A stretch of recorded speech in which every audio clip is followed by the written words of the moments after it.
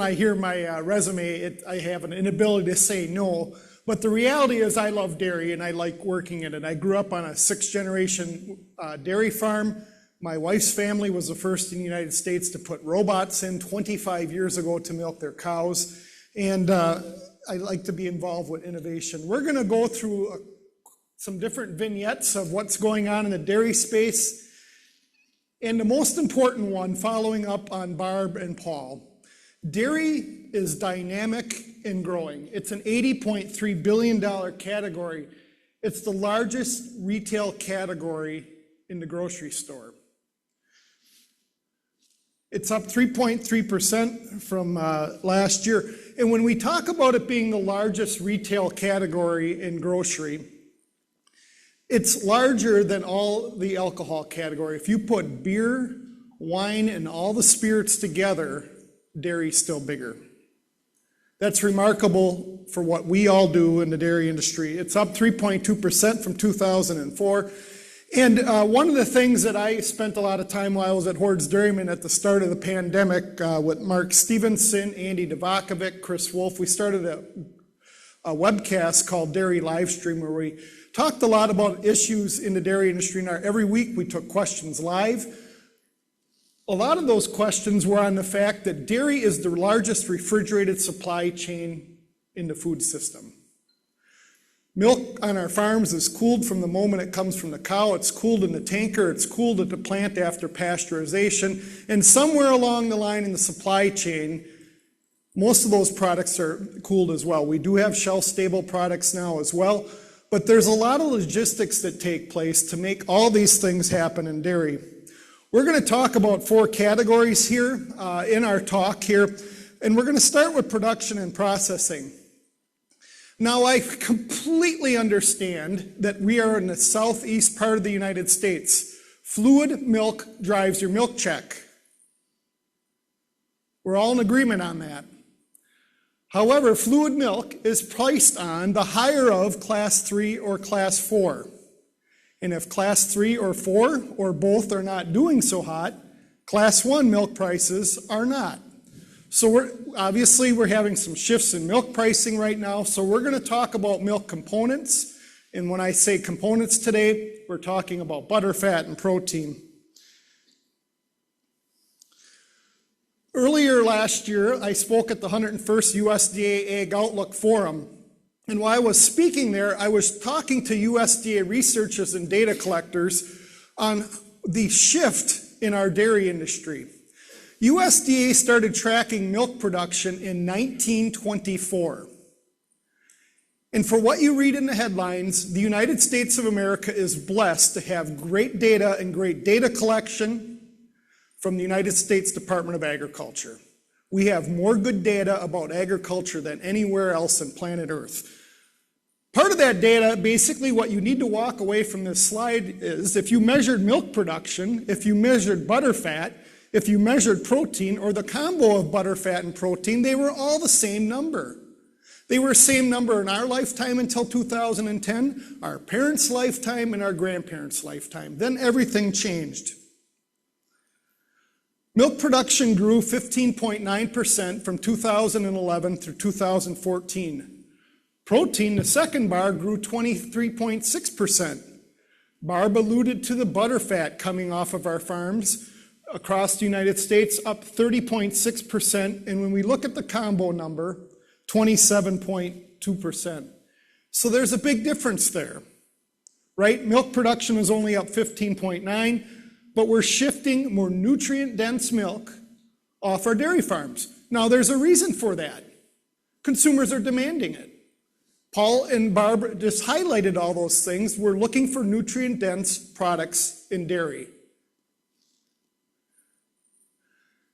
This is across the entire country. It wouldn't be as dynamic here in the Southeast Federal Milk Marketing Order, or if you're dairy farming in Florida, in the Florida Order, or Appalachia. But these are shifts every 2 years on butter fat, which is on your left, and protein, which is on your right, every month. What you should walk away, you're going to see some slides from me. I'd like to take data and just tell stories to it, but what you should walk away here, these are historic shifts. We're going to talk about why these historic shifts are taking place a little later, but know they're taking place, and it's impacting greatly what's going on in processing plants. This is the shift in milk production by month.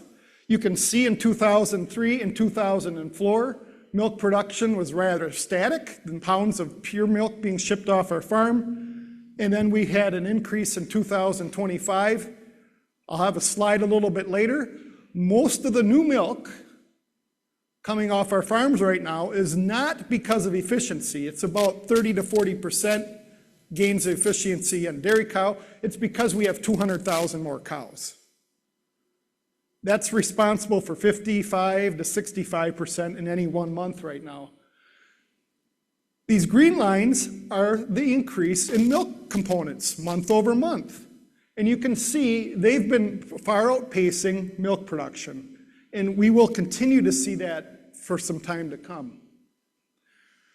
Now we're in fluid milk country, but this also speaks to the nutrient density of the milk coming off the farm.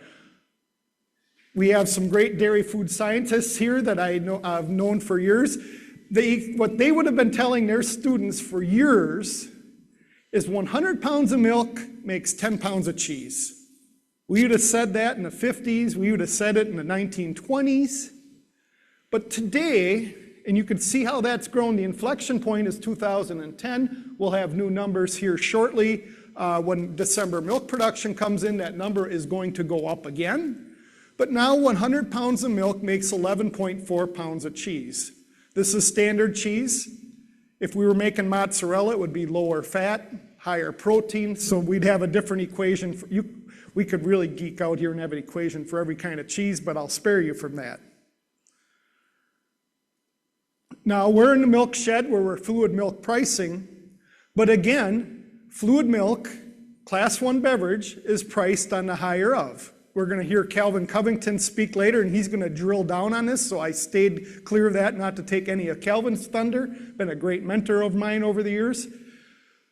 But there are two NASCARs for those that are in the multiple component milk pricing sheds. We have a butterfat NASCAR and we have a protein NASCAR. And they take turns as the leader. You could see in 2020 to 22, the protein NASCAR was winning. And butterfat had a heck of a run. And as Barbara said, we are simply, well, she talked about we have an oversupply of butterfat. I'm going to say we simply have too much butterfat right now. And there's a darn good reason for that. Every incentive in producer milk checks over the last 5 to 10 years have said, make more butterfat. And dairy farmers are really good at responding to market signals. My dad was for generations too. We have an $11 billion historic investment in dairy. This number is really close to tipping over to $12 million. This is where the investment is taking place. We have some large fluid milk plants in this milk shed here, and we have a lot of fluid milk plants kind of coming in a crescent around the southeast. And then, but the largest investment state actually is a very traditional dairy state is New York. They're the leaderboard, I believe, $2.7 billion, and it's a lot in the yogurt space. Now we have a lot of population centers there, Chobani being one of the companies, but if yogurt is a semi-soft dairy product, so it costs a little bit more to move than a cheese or a butter. And you can see the other plants. The blue category is class 1, beverage milk. Class 2 is what I would call spoonable category. We're talking yogurt, sour cream, cottage cheese, some of the big growth categories. Class 3 is cheese and whey, and class 4 is butter powder. When you look at this map, note California here. In my lifetime, I hope to live a few more decades, California will remain the leading dairy state. But we've probably seen peak milk production in California, hence we're not seeing a lot of plant investment there. We're seeing it in some traditional dairy regions. I pulled out a lot of my consumer demand slides because I knew Barbara and Paul would do an awesome job on that. But I want to take a little bit of when we talk about consumer demand, all consumers aren't the same. Everybody's thinking a little differently. This is a Gallup poll, open-ended question. What is impacting you? And 2 years ago, that peak, 41% of Americans said inflation, costs. That number dropped a little bit to 29% in 2025 poll, but you can see everything else is related to cost. Cost of renting or owning a home, lack of money, low wages, healthcare costs. This is one of the best slides I've ever seen. And USDA researcher Megan Schweitzer presented it using data from BLS. And what you're looking at here is putting the American consumer in quintiles. A quintile would be putting them in 20% groups. So the highest quintile of Americans, right here, this lowest bar, are earning about $200,000 or more as a household. They are only spending 8.1% of their income on food, but they're spending $17,000. So they're a different kind of consumer. Then you can see the shifts to the quintiles, and then you get to the lowest income wage earners in the United States, and they're spending 32.6% of their income on food and only spending $5,000. Now, how that consumer spends food or money on food is a lot different than that other group. And it's impacting the price of ground beef is a record high. And if I'm going to shy away from going out to a quick service restaurant and buy a hamburger, I might miss out on my cheddar cheese on top of it. These things all have spinning effects to what cascades down to our dairy farm. This is updated data through December.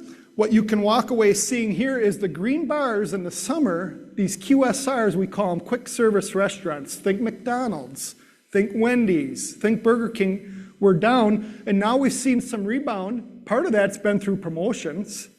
Why my friend Mike Brown, who was the lead dairy buyer at Kroger for a number of years, him and I have been talking a lot lately. Butter prices are down. What they don't do traditionally in a grocer is lower the price of butter, but we'll do promotions to help encourage sales of that. So that's what you're seeing here. For the most part, you'll see that restaurant category had been doing pretty strong because the high-end consumer didn't care what the price of a steak was.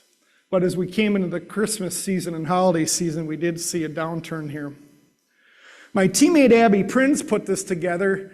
This is the shift of dairy products based on classes of milk.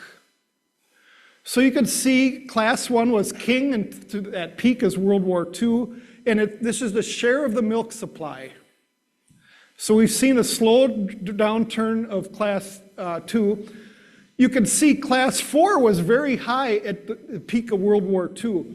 What was the number one dairy product in 1941? Powdered milk? No. Americans consumed 18 pounds of it in 1941, and it was butter. Then came fluid milk, then came cheese, and then we can go through all the different things that happened in the butter category. It's resurgent now, but one was cost, then attack by oleo, then the Hart hypothesis, and now we're rebounding. And you can see this slow growth of cheese, and then that class 2 category, yogurt and cottage cheese and some of those others. Yogurt, when people ask, is there upside for yogurt? There's been a lot of growth there. The average American, I think, eats 14 pounds. In Europe, there's countries that are at 40. We're talking Germany, France, some big countries, not just some little players in Germany. This slide I put up here just for everyone in this audience in the Southeast Milk Shed. This is the ready-to-drink beverage category. Think milkshakes. The data I got help from DMI. We're going to have a report coming out this Thursday.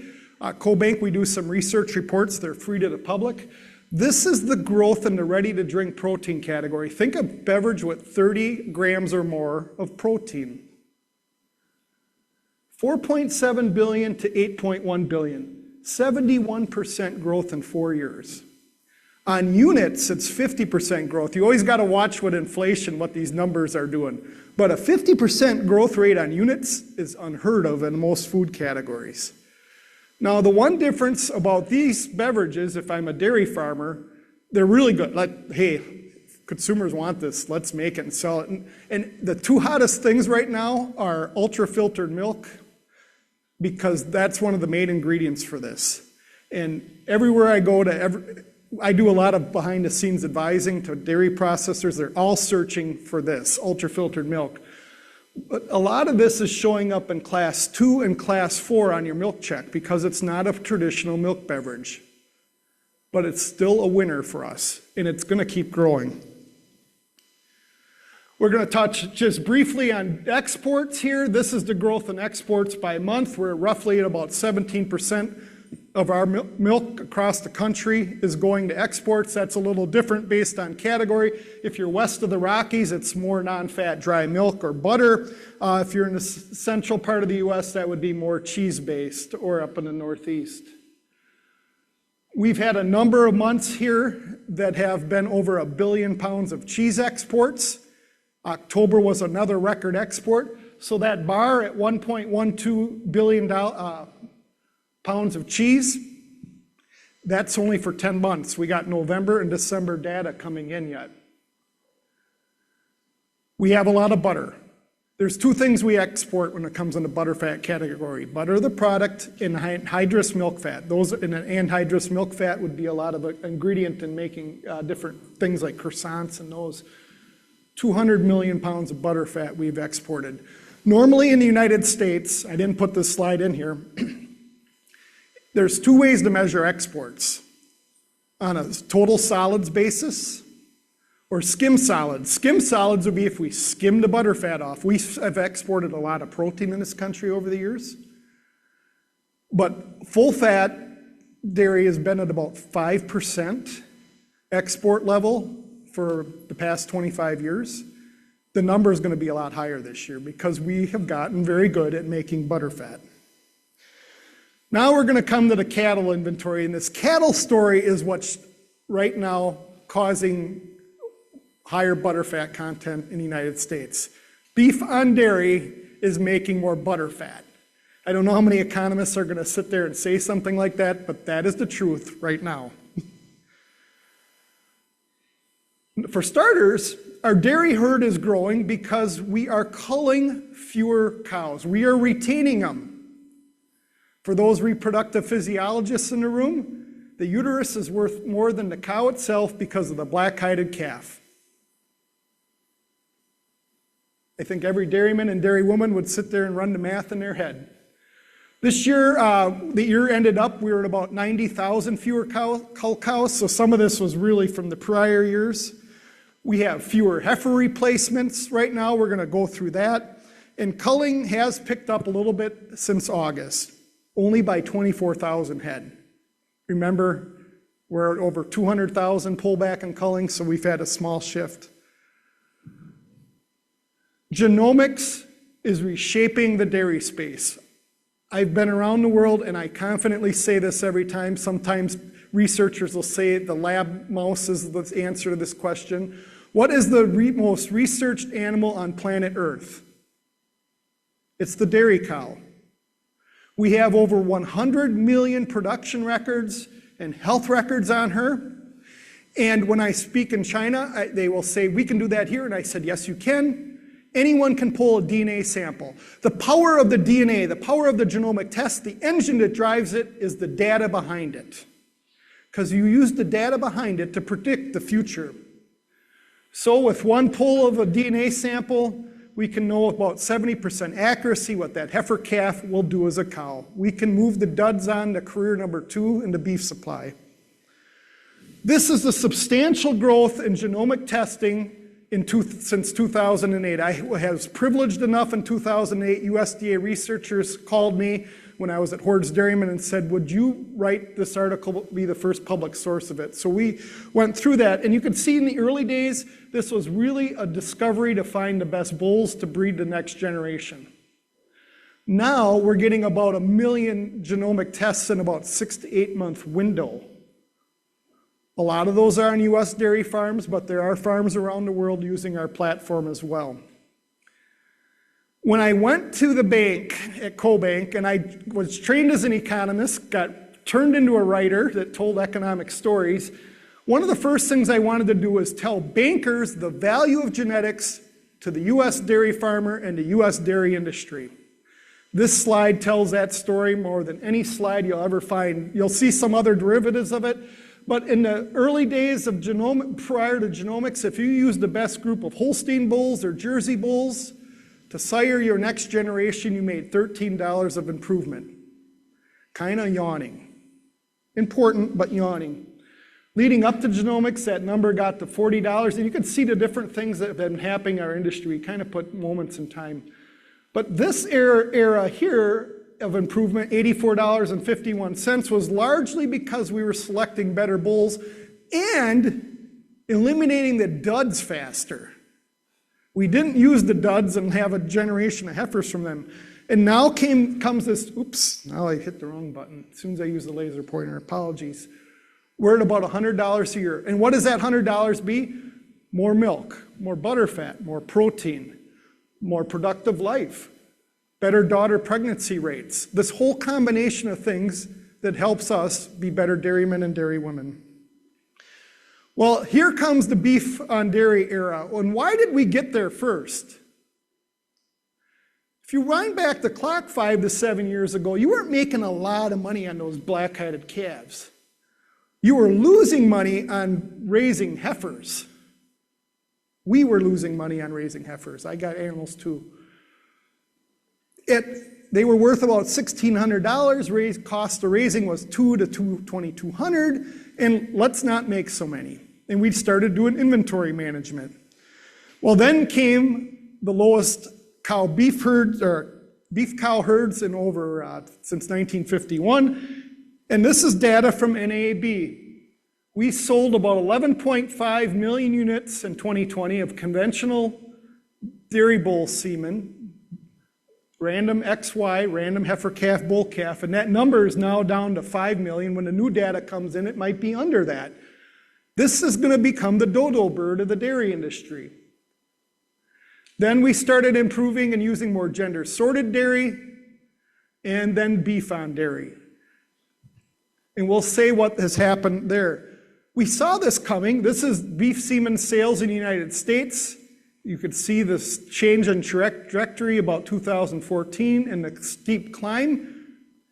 While we didn't track how much of this was going to dairy farms early on, intuitively we did know that there weren't a lot of cattlemen and cattlewomen out in West Range collecting their beef cows on range and breeding them with the original AI, artificial insemination. But recently, we now are tracking at 7.9 million units of the native beef bull semen sold last year in the United States was sold to dairy farmers, and that was the total of the category. That's well over 80%. This chart comes to us from Cattle Facts. I went there. A lot of the beef researchers and economists at Cattle Facts are very interested to speak to me privately before their meeting. But this is how this is reshaped. This green category is the fed beef on dairy cross. This is projections coming up in the next couple years. We're transforming that space with a very consistent product. And how many of you have ever been through slaughter plants? Got some hands here. The number one issue was not that the Holstein steer was a very good product. But when you have hanging rails and they're tall buggers and their heads are dragging on the ground, that is not good for hygiene or processing. And so what does this mean? I see Michael Overton in the audience here. He was kind enough. I wanted to build a model to predict our heifer crop. Michael helped me vet that model. There's a lot of different things that go in here. We got to put did we have loss of pregnancies? So we start tracking unit semen sales sold, and then project how many are going to be available to calve in any given 1 year. But because we're making so many beef on dairy calves, 2025 just ended, 357,000 fewer dairy replacements. This coming year, 438,800 fewer coming in our barns this year. We will begin to see a rebound in 2027 because we used more gender-sorted semen and less random XY. That's the only driver there. We're not using less beef on dairy. But remember, that number does not erase this downward trajectory. Heifer supplies will remain tight. We have no perfect data source to project what the age of our dairy herd is. But intuitively, we know it's probably gotten about a half year older because we're keeping older cows to fill our barns. And now we're at the looking ahead category. We are at the largest dairy herd in 30 years. We're just level setting here. You can see that we just had where it is on the far right, and this tracks it since 2000. We all know what a black-hided calf is worth. This is the data set from Lancaster, Pennsylvania sale barn. And you can see we had what caused this to go down. We had a plant closure for processing plant, but the rebound has been rather quick on that category. So if you can't see in the back of the room, we're at $1,300 to $1,400. And it's not like a beef or a dairy calf isn't worth much. My brother-in-law, who dairy farms, just got $1,000 for a Holstein bull calf. He was a nice bull calf, but I mean, the risk right now out there isn't in making more of these. The risk is if I'm the one buying them, because there's always an era, every bull market has an end, and if I got a bunch of these in the feedlot and I own them, that's the risk holder in this equation. We can pivot if we're selling them right away pretty quickly. This is the butterfat story. This is the first 5 months of the year. Butterfat was up 3.5%, protein up 2.75%, milk production up 1.1%. Then the next 5 months, holy smokes, butterfat's up 5.5%, protein up 5%, milk here. And then we get November milk production. December will be coming out shortly. We do not have a butterfat demand problem.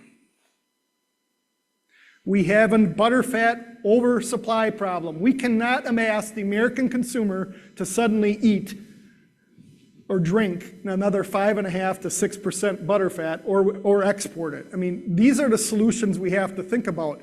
In the upper Midwest, there's cheese plants that are thinking, or already have, put in caps that they won't pay for butterfat over 4.5. Now, how does the mechanics of that work? If I'm taking money out of the federal order system, I can't do that. But if I depool in a proprietary plant, I can do that. Now, I'm a person who believes in carrots, not sticks. And there's others like me out there. And we were saying, if you want more protein, pay for more protein. Put the incentives in the milk check. So I think we're going to see more of that. But that's why this discussion is taking place. I'm not going to rehash all the product demand pictures. When Barb told you to pause, I hope people took those pictures early on, because those product categories are up. And if you want to hear a deeper discussion on this, November 8th, I was on Bloomberg's Odd Lots podcast. It's their most popular podcast. And we went all over the place on the wonderful world of dairy.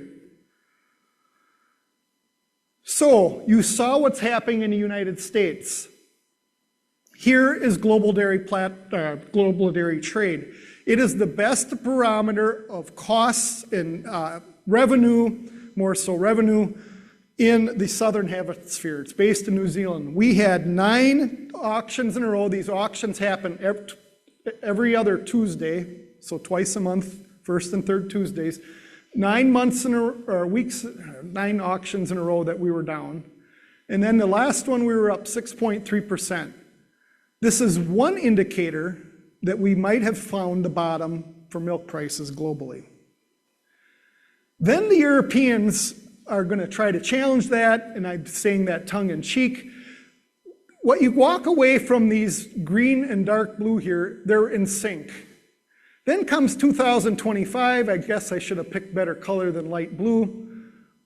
Milk production in October was up 5.6% in Europe. We have not seen that since the quota system went out of way in 2014. That's a lot of milk. Why does this matter? There are 3 big dairy exporters in the world. Number 1, the EU. The 27 countries of the European Union export 20% of their milk production via dairy products. They're the biggest player on the stage. Next comes New Zealand, the little country with about 6 million cows, 5 million people. Think of all this activity stuffed in my home state of Wisconsin, and then they export 95% of their product around the globe. That's why global dairy trade matters. That's why I put that slide up earlier. Then there's the United States. We're 3rd on the big stage, and we are exporting about 17% of our milk production. So we have to watch what's happening in these 3 big players. As this was taking place, this is what happened to the futures markets. Blue is August 1st, close on the CME. Green is January 2nd, the start of the new year. Same contracts, so back in August 1st, you could have locked in $19 class 4 milk, which is a mighty fine number, and it shifted down to the $14 range, and we don't see anything trickling over $15 through July. Now, again, this impacts the West Coast markets more than anything, California and Washington State. Now, cheese and butter haven't been as bad. Part of that is because the whey portion of class 3 is in here. But you can still see this shift down into what's happened in the dairy markets. That is why class 1 milk will be down. Class 3 will be driving it, and you'll hope, if I was getting a check in the Appalachian market, Southeast, or Florida, I would be hoping that the class 3 market will recover faster than anything. This chart is a bit busy, and I should probably pull a few lines. I might throw an NFL penalty flag on myself here. But what you need to see here, the black line is 2025. This is the price of dry whey. This is what I call the introductory whey. It's food grade, but we have this whole pile of whey of different categories. We have whey protein concentrates, which are kind of 50 to 80% protein. And then we have the whey protein isolates that are 90% or higher. If anyone had whey protein isolates available for $12.50 a pound, you could sell every pound you have, and that's a record high. But this is up, and you can see the new year is starting out very strong. These are indicators of what's taking place for consumer demand in the protein category and how it reflects on your dairy farm. This paper I wrote here, published the end of September, right before World Dairy Expo. One of the questions I received from audiences, and it's a good question, it's a great question, what is the upside for the dairy cow on components? Well, let's just start with New Zealand. 60% of their cows are what we call Kiwi crossed, Holstein Jersey, and they're at 5% butterfat or higher. The other thing you can there's 2 other points here. The U.S.'s butterfat is climbing. We were at a 3.7% in 2015, and look how fast we've grown. Now, Canada largely isn't a player in the export arena, but their line mimics the United States. That's because we share a genetic base. The genetics north of the border and south of the border are about the same. Protein is growing too, but not as much as we'd like. The European Union has a higher plane, and clearly New Zealand is a bigger player. And remember, a country like New Zealand, what are they paid on? Kilograms of milk solids. The water is useless there because they got to condense whatever they have and export it. Now, from a cheese-making standpoint, here is the issue. We're kind of in a vortex right now. We have too much butterfat. So why are these, if a cheese plant is saying, don't send me any more milk over 4 or 5 because we're just not going to pay for it, because what the cheesemaker is saying, and this is 40% of the US milk supply, I got to pull butterfat out of the stream, we call it sweet cream, and or I have to put milk protein concentrate in or ultra-filtered milk. And that's protein. And protein is the hottest commodity out there right now in the dairy aisle. And we're putting more of it in cheese to fortify it, because if we make soft cheese, it impacts quality. These are the things taking place in the marketplace. Now, we're going to flip to genetics in this next slide. The protein to fat ratio, look at that line. Keep it in your head.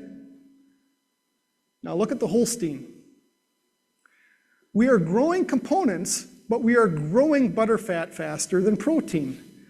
And lo and behold, right there we are. Now the Jersey is very ideal for making American-style cheeses, or we got to standardize the milk. We don't have a lot of brown Swiss in this country, maybe 3 to 5%. That's even high, probably 2 to 4%.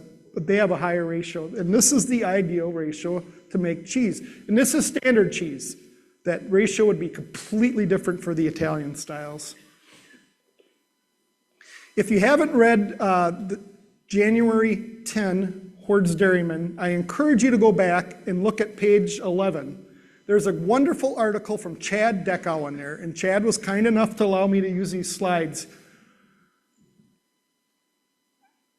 I don't have these numbers on the screen, but I was talking to Yao Dur. He's the CEO of the Council on Dairy Cattle Breeding. They are the ones who do genetic evaluations. We're talking contemporary gains on your dairy farms. 62% of the contemporary gains, so let's just say the last 10 years, have been through genetics for butterfat, 62%. Means 38% has been management, nutrition, maybe feeding oleolinic soybeans, palm kernel oil, cottonseed, whatever you can do to enhance butterfat. Protein, we don't have many economic tools in the toolbox to change it through nutrition of the dairy cow. 72% of the contemporary gains in protein has been through genetics. Now, if I'm looking at this slide, this is a bell-shaped curve. Everybody go back to college or tech school for 2 minutes. These are the tails. This is the tail where I can make a lot of improvement. Do you see a lot of blue bars there? You do not. That means we can change butterfat. There's more variation in the whole. This is Holsteins here. And there's not as much variation in protein. Now, we haven't been chasing protein much. There was a little era when I was in college in the mid-90s that we did, and then we decided that markets flipped too much and butterfat was starting to grow. But this is a factor, and if you're in a fluid milk shed, protein is still going to matter. These shake categories are going to demand it. This ultra-filter milk's going to demand it. And here is the forecast right now for milk prices. This is from 2019. This is all milk price to 2026. You can see the conditions that existed in November of 2023. We had higher feed prices, but we had a much higher milk price. And now in November 2025, fortunately, feed costs have come down. We are in an era here where feed costs should remain low, barring a drought or some kind of catastrophe to our crop.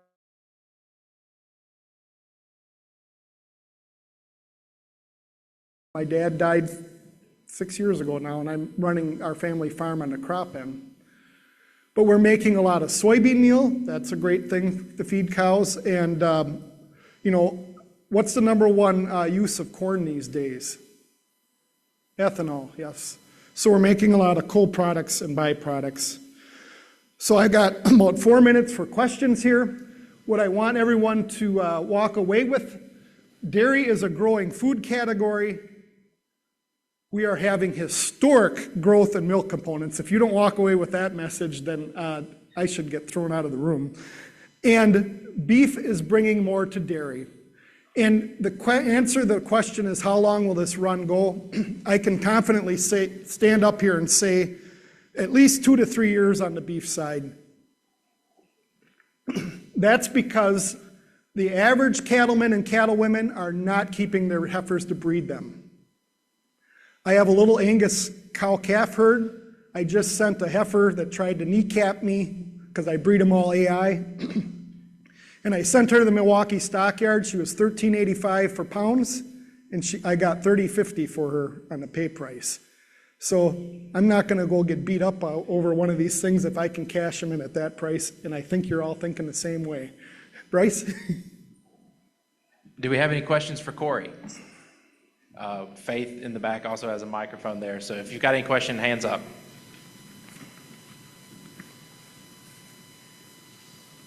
All right, we got one up here. And as we're getting to that question, this Scantron here will take you to our dairy reports. So if you want to scan that and look at them, you can go ahead and do that and sign up for them as well. Thank you, Corey. You show the numbers for heifers, replacement heifers. For the last 2 years has been significantly down, yet the cow herd is at a record high. Do you see the cow herd numbers turning around, or do you still see the dairy herd number growing as these heifers come online? Mm-hmm. So the question is, will we see more growth in the dairy cow herd, I think is the question. Everybody's crystal ball is different.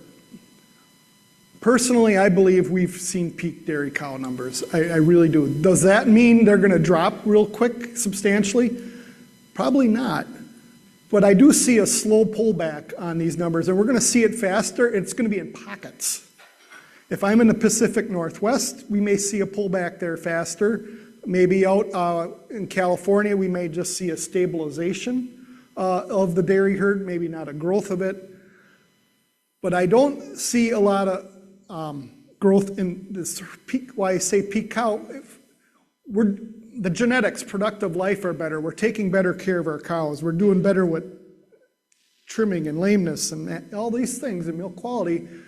But at a certain point, our cows are getting older and they're going to have to leave the herd. So that's where some of the factors that I put into that.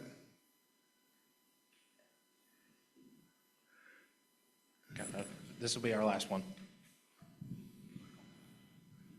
Corey, due to the lack of supply of beef currently, and there's rumors floating around of a possible another buyout to increase that supply of beef. There's some pretty good logic to it, but is there any validity to it? When you're saying a buyout, you're saying a buyout of cattle? Dairy cattle? All right. Would we ever see another dairy herd buyout?